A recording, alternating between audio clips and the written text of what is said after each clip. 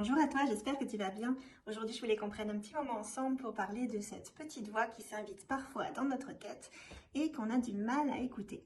Je ne te parle pas de celle du mental qui, lui, s'invite très souvent dans notre tête et qu'on a tendance à bien écouter. Non, je te parle de cette petite voix qui te dit ce petit cours de danse là à côté de chez toi, ça te dirait bien d'essayer. Ou alors, tiens, ça fait longtemps que j'ai pas parlé anglais et si je m'inscrivais à un cours pour réapprendre ou si je contactais telle ou telle personne que j'ai pas vue depuis des années.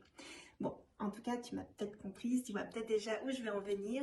Je parle de cette petite voix qui te susurre des envies, mais que parfois, eh bien, on a tendance à réprimer ou à ne pas écouter. Ça peut être par exemple avec des excuses du style: ah bah oui mais j'ai pas le temps, ah bah oui mais il faut que je m'occupe de mes enfants ou de mes parents s'ils sont vieux et que je m'en occupe, ou j'ai pas d'argent par exemple, ça peut aussi être ça qui vient très facilement. Il ne s'agit pas de nier ces contingences-là, c'est bien normal, c'est très très concret. Dans la vie, on a des responsabilités, on a voilà, des situations qui font qu'on ne peut pas toujours dire oui à toutes ces envies. Mais là, je te parle vraiment des petites envies comme ça qui sont a priori, c'est pas tiens, je partirais bien sur une île déserte. Bon, j'ai aussi cette envie, hein.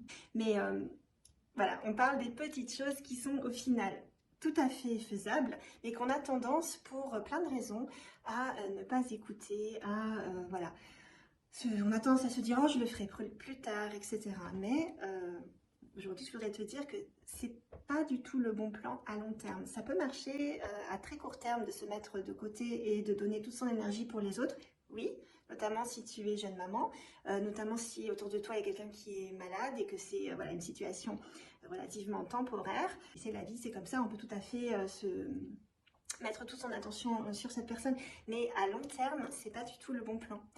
Et donc, si c'est le cas, si c'est ton cas aujourd'hui, je t'invite à chercher des solutions pour que cette situation actuelle que tu vis ne dure pas des mois, des années, parce que au bout d'un moment, tu vas lâcher. Au bout d'un moment, c'est obligé. Il va y avoir quelque chose en toi qui sera plus fort, que tu veuilles l'écouter ou pas. Ça va être par exemple une fatigue, une douleur, voire une maladie. Donc, la question que j'ai envie qu'on se pose ensemble aujourd'hui, c'est comment on peut faire pour intégrer dans notre quotidien qui est bien plein, on est bien d'accord, des petites choses qui vont nous apporter de la joie parce qu'il y a cette envie, cette petite voix en nous qui nous pousse à aller vers cette direction.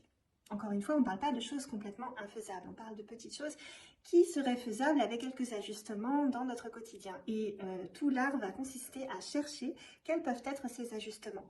Alors, ça peut être par exemple, une fois par semaine, je prends une babysitter pour aller à mon cours de danse.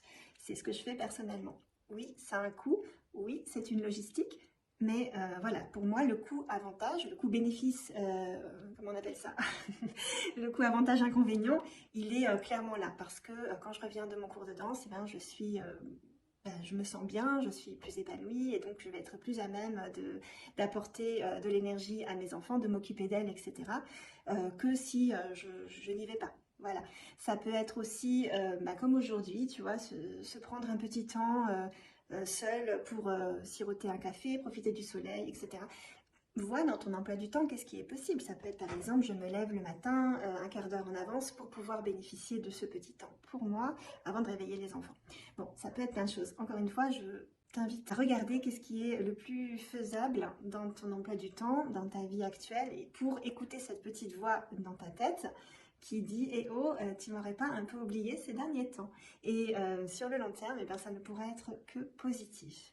Voilà, j'espère que tu as apprécié cette vidéo. Moi, je vais continuer de profiter du soleil et peut-être aller me balader tout à l'heure. Et on se retrouve très bientôt pour une prochaine vidéo. Passe une très bonne semaine. Ciao!